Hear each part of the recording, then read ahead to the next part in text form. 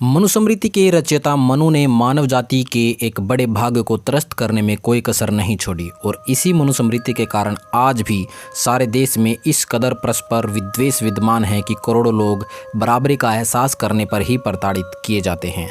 ऐसे दौर में जहां पृथ्वी की तरह दूसरे ग्रह पर नई दुनिया बसाने की मुहिम जोरों पर है और उधर हिंदू समाज में अपने ही जैसे हाड़ मांस के पुतले को उच्च शिक्षा और प्रतिष्ठा से युक्त होने के बावजूद भी बराबर का सतर देने को तैयार नहीं है।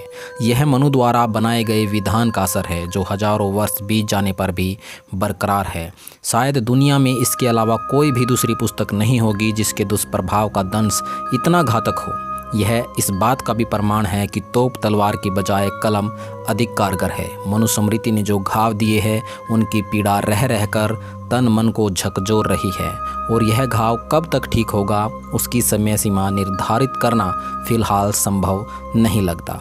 मनु ने स्मृति लिखकर समाज को विभिन्न वर्णों और जातियों में बांट दिया। जातियों में एक दूसरे के प्रति ईर्ष्या द्वेष भरकर छोटे बड़े का बीज ही नहीं बोया बल्कि दलित जातियों को घोर व्यवस्था में फंसा दिया। हालांकि छुआछूत लगने वाली बीमारी घाव कोढ़पन या शारीरिक विकलांगता जैसी नहीं है, परंतु उच्च कही जाने वाली जातियों के मन में दलित जातियों के प्रति घृणा भर दी गई है और उन्हें गुलाम से बदतर स्थिति में धकेल दिया गया है।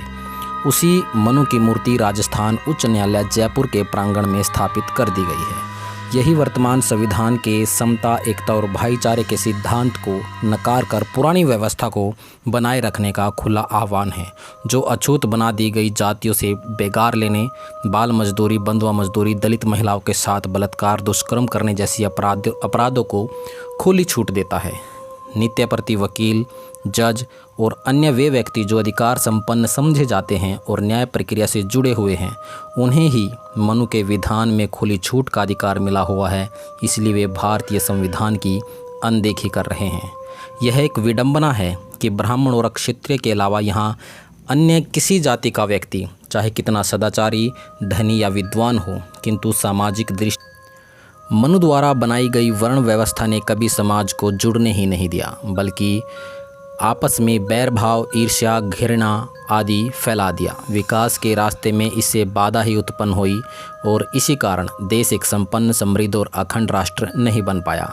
इसी व्यवस्था ने दलितों के साथ भेदभावपूर्ण व्यवहार ही नहीं किया, बल्कि उन्हें अयोग्य घोषित करने का एक भद्दा मजाक भी कर दिया। राष्ट्रहित में यह भी कभी लाभदायक हो ही नहीं सकती। हिंदू धर्म में वर्ण व्यवस्था श्रम विभाजन ही नहीं अपितु प्रतिष्ठा का विषय बन गया है, जिसे धार्मिक मान्यता भी मिली हुई है। शास्त्र सम्मत होने से इसने चिरस्थायी स्वरूप धारण कर लिया।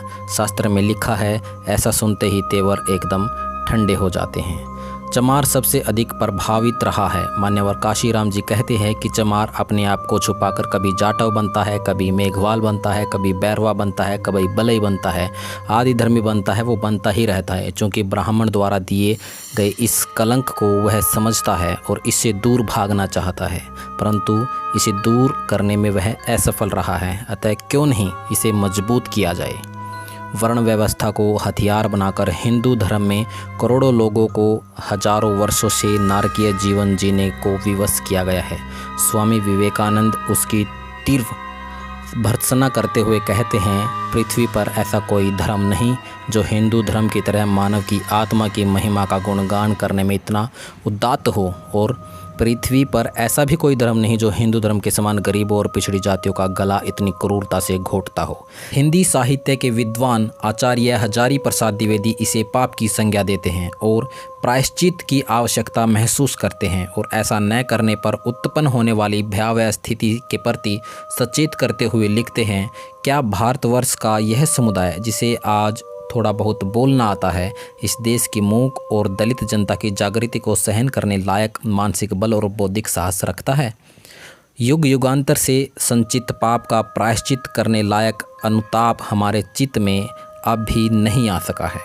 हम आज भी काल्पनिक भारत का जय निदाद करते आ रहे हैं। भारत माता वस्तुतः क्या है, यह समझने की चेष्टा बहुत ही कम लोगों ने की है। पूर्व और पश्चिम में जिस प्रकार की जागृति हो रही है, उसे देखकर निश्चित रूप से कहा जा सकता है कि भारत माता जिस दिन अपने कोटि कोटि दलित, दीन, पिछड़े निवस्त्र बालकों को लेकर जाग पड़ेगी, उस दिन की हालत कल्पना के बाहर होगी। उस दिन के लिए हमें अभी से तैयार रहना चाहिए। भारतवर्ष क्या है, हमें इस बात को अच्छी तरह जान लेना चाहिए कि भारतवर्ष उन करोड़ों दलितों और मूक जनता से अभिन्न है जिन्हें छूने से भी पाप अनुभव किया जाता है। इनकी संख्या कम नहीं है। समूचे भारतीय जनसमूह के इतने स्तर तक भेद है कि उनका हिसाब किताब रखना बड़े से बड़े धैर्यशाली के लिए भी कठिन कार्य है। एक विदेशी नेतृत्ववेत्ता ने हैरान होकर कहा कि भारतवर्ष में एक भी जाति ऐसी नहीं मिली जो किसी न किसी दूसरी जाति की अपेक्षा अपने को बड़ी न मानती हो। फलतः यह समझना बड़ा कठिन है कि सबसे नीची समझी जाने वाली जाति कौन है। जन जागृति यदि सचमुच हुई है तो उसका सीधा अर्थ होगा इस स्तर भेद पर सीधी चोट।